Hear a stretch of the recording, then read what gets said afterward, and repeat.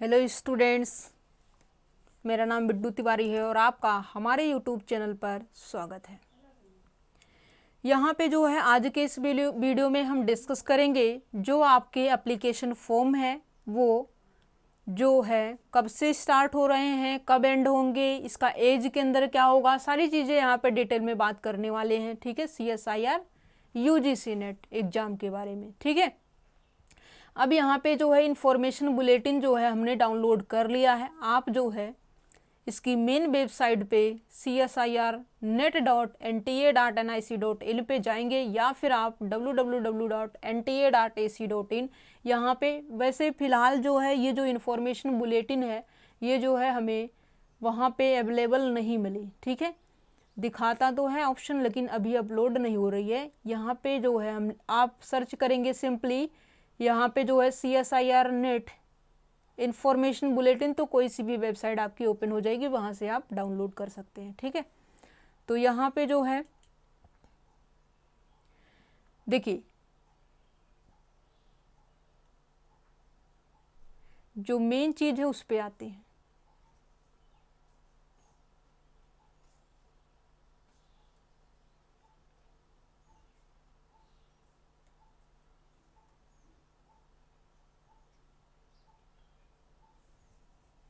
यहाँ पे देखिए important information and dates at a glance.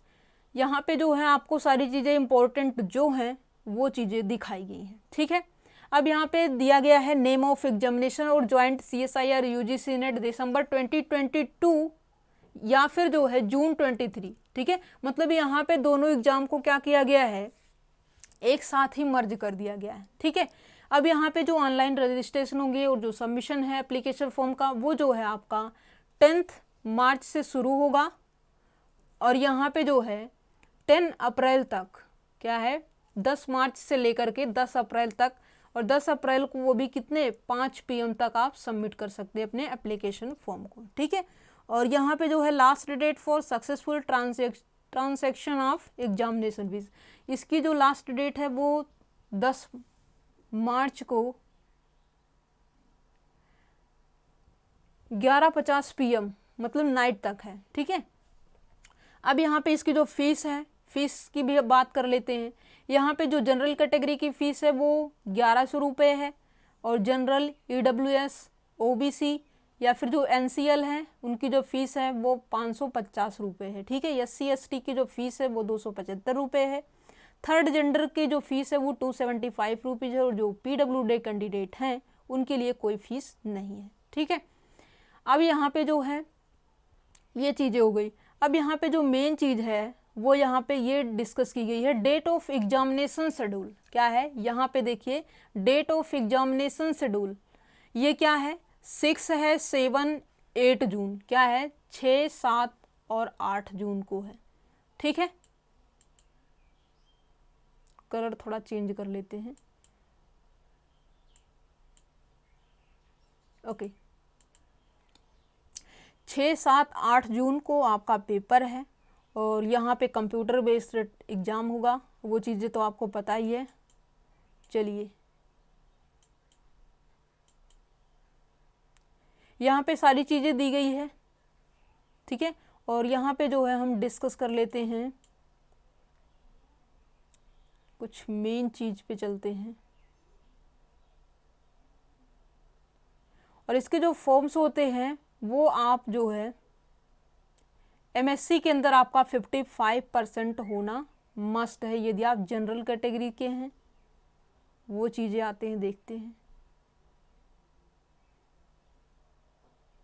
यहाँ पे देखिए a large number of JRF as awarded each year by CSIR to candidate holding BS 4 year, जो आपका BSc होता है 4 ईयर या फिर BA BTech B Pharma MBBS integrated BS MS या फिर MSc या फिर इक्विवेलेंट डिग्री या फिर BSc ऑनर्स या फिर इक्विवेलेंट डिग्री होल्डर और students enrolled in integrated MSc PhD programme with at least 55%। इनमें से कोई भी डिग्री है तो वहाँ पे आपका जो परसेंट है वो 55% मार्क्स फॉर जनरल या फिर जनरल EWS के लिए है। ठीक है, और वो जो 50% है वो OBC NCL SC ST third gender candidate and person with disability, मतलब PWD वाले भी, ठीक है। और after qualifying the test conduct by CSIR twice a year in June and December, ये तो बाद की बात है। और यहाँ पे जो है अभी जो निकला हुआ है उस पर फोकस करते हैं। और यहाँ पे जो है यदि आप JRF क्वालिफाई करते हैं, द स्ट्रिप्ट एज द, यहाँ पे देखिए about junior research fellowship stipend, the stipend of a JRF selected through CSIR national eligibility test will be rupees 31,000 per month for the first 2 year. In addition, annual contingent grant of rupees 20,000 per fellow will be provided to the university or institution. The fellowship will be governed by terms and conditions of CSIR UGC or research scheme as applicable, ठीक है।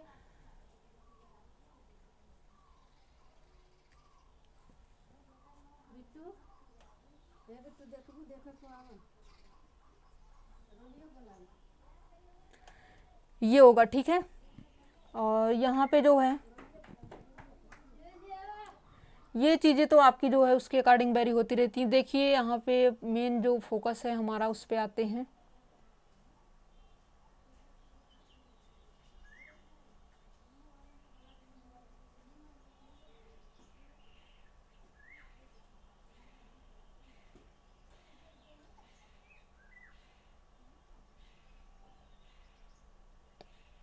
ये तो essential education qualification है। आप यदि MSc first year में है तब भी आप इस एग्ज़ाम को दे सकते हैं, ठीक है, किसी तरीके से। लेकिन जो है जो मेन होता है यहाँ पे, जो यदि आप BSc सेकेंड ईयर में एनरोल हो चुके हैं तब आप दीजिए, ठीक है, ये लीगली है। वैसे देने को तो आप कुछ भी उल्टा सीधा भर के जो है दे सकते हैं। यदि आप जो है MSc सेकेंड ईयर में हैं तो आपको जो है एक फॉर्म मिलेगा, ठीक है, वो HOD से अपना फिल करके सिग्नेचर वगैरह करवा के सबमिट कर दीजिए, आपका जो है वैलिड हो जाएगा, ठीक है। और यहाँ पे जो है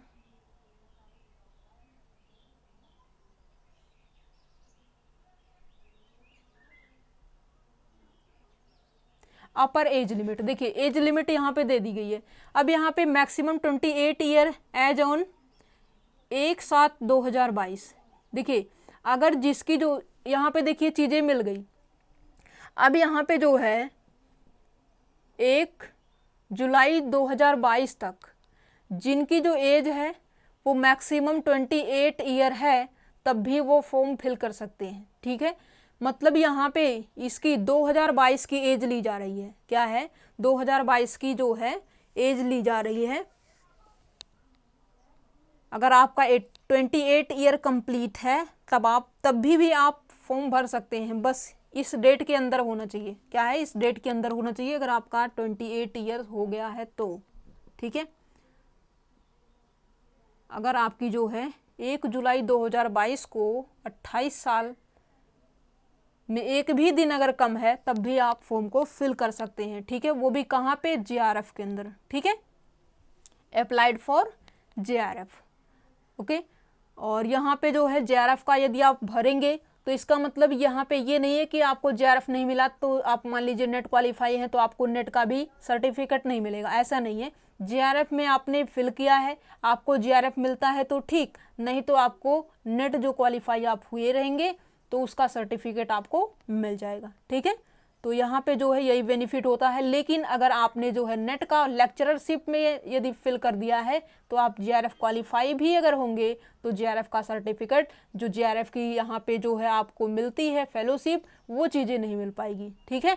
तो इसलिए जो है यदि आपकी एज 28 ईयर 1 जुलाई 2022 को हो रही है फिर भी आप क्या करेंगे, JRF के अंदर ही फिल करेंगे, ठीक है, अप्लाइड फॉर JRF, ओके।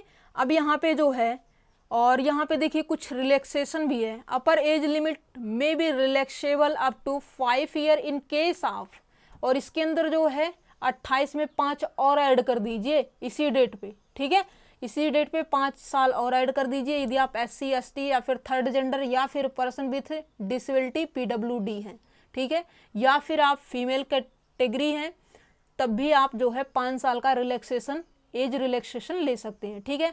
और आपको जो है यदि और लेना है 3 साल का एज रिलैक्सेशन या एंड 3 ईयर, इसके साथ साथ 3 ईयर का और age relaxation in case of OBC, वो भी नॉन क्रीमी लेयर एप्लीकेंट जो हैं वो यहाँ पे ले सकते हैं। ठीक है, तो यही है as.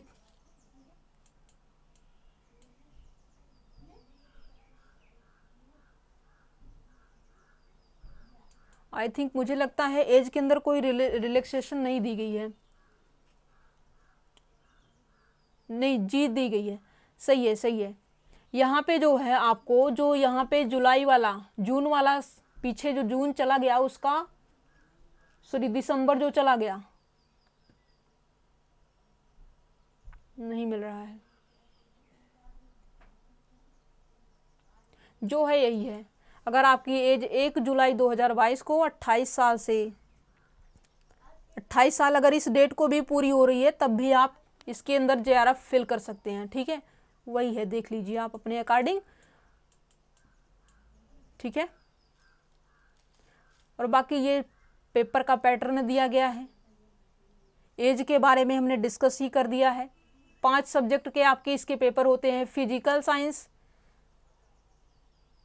Chemical science, mathematical science, earth science, और अर्थ के अंदर जो है earth atmospheric, ocean and planetary science combine होता है। ठीक है, chemical science, earth science, life science, mathematical science और फिजिकल साइंस, 5 सब्जेक्ट के जो है CSIR UGC net exam conduct होती है। ठीक है, और बाकी UGC के लिए तो काफ़ी सारे सब्जेक्ट्स हैं, उनकी लिस्ट देखनी पड़ेगी। ठीक है, यहाँ पे तो 5 ही है, वहाँ पे लिस्ट देखनी पड़ेगी। ओके, वहाँ पे उर्दू हिंदी सब है। चलिए, एज के बारे में आपका हो गया, और बाकी जो है मेन चीज़ें हमने बता दी है। और फिजिकल डिसेबिलिटी जिनकी जो कैटेगरी है या फिर EWS कैटेगरी अगर आपकी है तो आप जो है EWS कैटेगरी को अपलोड करेंगे। ठीक है, एग्जाम के टाइम पे नहीं, यहाँ पे एप्लीकेशन फॉर्म जब आप फिल करेंगे तो वहाँ पे आपकी सर्टिफिकेट मांगी जाएगी। ठीक है, OBC वगैरह है तो जो आपका सर्टिफिकेट है उसको रेन्यूअल अगर नहीं है तो रेन्यूअल करवा लीजिए, फिर फॉर्म को फिल कर दीजिए, क्योंकि वहाँ पे जो है आपको ओरिजिनल जो है उसके डॉक्यूमेंट्स मांगे जाएंगे। ओके, तो ये चीज़ें होती है। EWS कैटेगरी के हैं उसको आप ठीक करवा लीजिए, फिर जाइए फॉर्म को भरने। और यहाँ पे जो है जल्द से जल्द आप फॉर्म को भर दीजिए, क्योंकि लास्ट टाइम में क्या होता है जो सर्वर है वो थोड़ा बिजी चलता रहता है। ठीक है, यहाँ पे देखिए क्या क्या लगेंगी वो चीज़ें दी गई है। रेडी रेकॉनर, यहाँ पे जो है यूनिवर्सिटी की वो कॉपी ऑफ बोर्ड या फिर university certificate for candidate name, mother name, father name and date of birth, ये जो जिसमें है उसकी कॉपी चाहिए। और यहाँ पे type of identification, bank account, passbook with photograph, passport number, ration card, Aadhaar card number, voter ID, ये सभी चीज़ें, या फिर अदर कोई भी गवर्नमेंट ID है वो भी वैलिड है। क्वालिफिकेशन, डिग्री सर्टिफिकेट और लास्ट सेमेस्टर मार्कशीट। ठीक है, मतलब यदि आप जो है MSc सेकेंड ईयर में फिल कर रहे हैं तो वहाँ पे आपको लास्ट सेमेस्टर की मार्कशीट वगैरह चलेगी, और यदि आप क्वालिफाई हो चुके हैं तो वहाँ पे क्वालिफाइंग डिग्री आप अपना लगाइए। Your mailing address as well as permanent address with pin code, वो भी चाहिए। 4 सिटीज आपके जो है चॉइस के दिए जाएंगे, 4 चॉइसेस मिलेंगी आपको एग्ज़ाम सेंटर लेने की। Code of joint CSIR UGC net subject का कोड, ये चीज़ें जानना आपके लिए ज़रूरी होगा। कैटेगरी सर्टिफिकेट वो भी एप्लीकेबल होगा। Self declaration, ministry community certificate if applicable अगर है तो। रिजल्ट अवेटेड सर्टिफिकेट वही HOD से जो सिग्नेचर करा के मिलेगा। इकोनॉमिकली वीकर सेक्शन अगर है तो उसका भी सर्टिफिकेट आपको चाहिए। Person with disability PWD candidate है तो वो भी एप्लीकेबल होगा, मतलब उसको सर्टिफिकेट लेके जाना पड़ेगा ओरिजिनल। ईमेल एड्रेस और मोबाइल नंबर ऑफ कैंडिडेट, और स्कैंड इमेज चाहिए JPG फॉर्मेट ही केवल लेगा।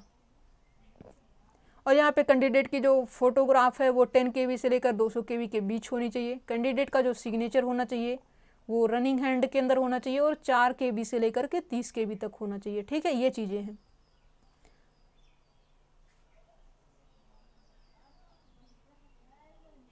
ठीक है, एज आपका हो गया, फीस वगैरह हो गई, कब से फॉर्म भरा जाएगा, कब तक जाएगा, वो चीज़ें हो गई।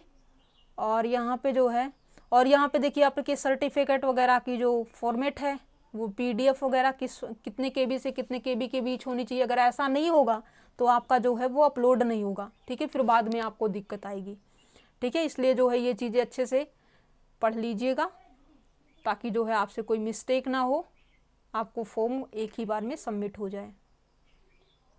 आपको बार बार जो है फॉर्म फिल करने के बाद जो एडिट का ऑप्शन आता है बाद में जब टाइम दिया जाता है आपको, वो एडिट करना ना पड़े, ठीक है। एक ही बार में आप सब कुछ सही करके आए।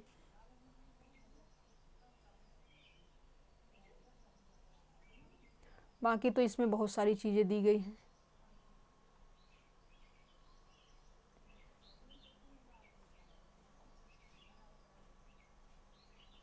मेन चीज़ वही है, एज रिलैक्सेशन आपका वही है कि यदि आप फीमेल वगैरह हैं तो वहाँ से आपको 5 साल का, और यहाँ पे जो है नॉन क्रिमिनल हैं तो जो है आपको 3 साल का, और यहाँ पे जो है जो जनरल कैटेगरी के स्टूडेंट्स हैं उनको, उनकी जो एज है वो जो है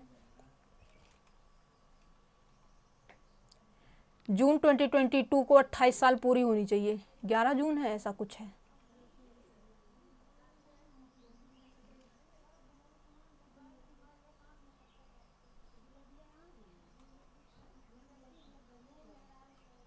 अगर ऐसा होगा 11 जून 2022 को अगर आपकी एज 28 ईयर है तब भी आप फॉर्म को फिल कर सकते हैं, ठीक है। तो आप अपनी एज जो है कैलकुलेट कर लीजिए।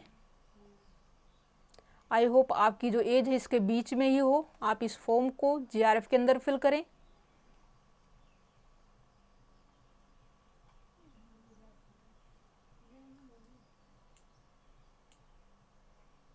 ठीक है, सॉरी 11 जून नहीं है, 11 जुलाई नहीं, 1 जुलाई है, ठीक है। तो इसको ध्यान दीजिएगा, यहाँ पे मेंशन कर लीजिए 28 ईयर ऑन 1 जुलाई 2022, ठीक है। तो ये होना चाहिए। अगर ऐसा है तो आप GRF के अंदर फिल करेंगे। Okay, thank you so much. मिलेंगे नेक्स्ट वीडियो में अभ्यास सीरीज के साथ। Okay, thank you so much.